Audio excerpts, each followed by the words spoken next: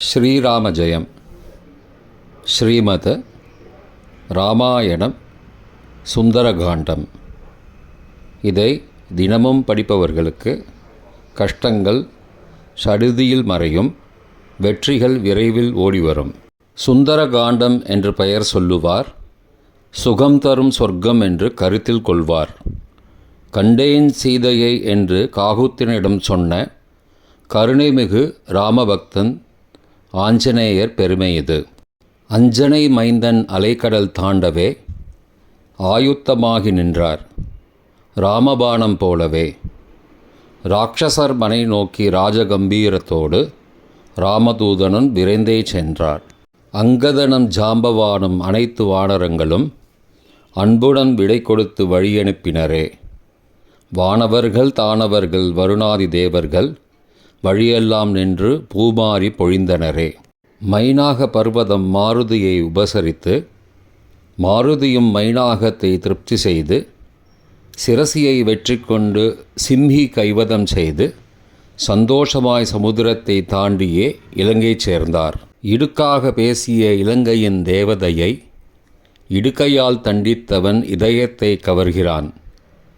அழகான இலங்கையில் அன்னை ஜானகியை அங்கும் இங்கும் தேடியே அசோகவனத்தில் கண்டான். சிம்சுபா மரத்தடியில் ஸ்ரீராமனை தியானம் செய்யும் சீதா பிராட்டியைக் கண்டு சித்தம் கலங்கினார். ராவணன் வெகுண்டிட ராட்சசியர் கலங்கிட வைதேகி அரண்டித வந்தான் துயர் துடைக்க. கணையாழியை கொடுத்து ஜெயராமன் சரிதம் சொல்லி சூடாமணியை பெற்ற சுந்தர ஆஞ்சநேயர் அன்னையின் கண்ணீர் கண்டு அரக்கர் மேல் கோபம் கொண்டு அசோகவனம் அழித்து அங்கிருந்தவரை ஒழித்தான்.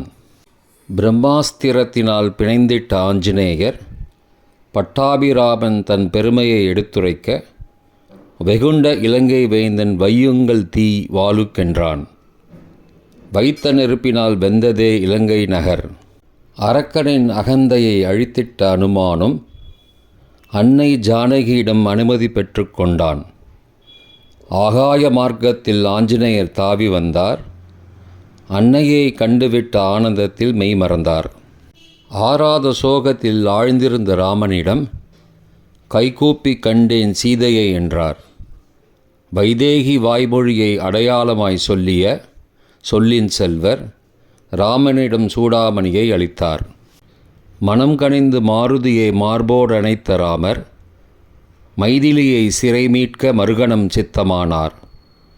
ஆழ்கடலில் அற்புதமாய் அணைக்கட்டி படைகள் சூழ அனுமனும் இலக்குவனும் உடன்வர புறப்பட்டார். அழித்திட்டான் ராவணனை ஒழித்திட்டான் அதர்மத்தை. அன்னை சீதாதேவியை சிறை மீட்டு அடைந்திட்டான். அயோத்தி சென்று ராமர் ஜெகம்புகழ ஆட்சி செய்தார். அவனை சரணடைந்தோர்க்கு அவனருள் என்றும் உண்டு. எங்கெங்கு ரகுராமன் கீர்த்தனமோ அங்கெல்லாம் கரம் குவித்து மனம் உருகி நீர் சொரிந்து ஆனந்தத்தில் மூழ்கி கேட்கும் பரிபூரண பக்தனே ஸ்ரீ ஆஞ்சநேயா, உன்னை பணிகின்றோம், பன்முறை உனை பணிகின்றோம்.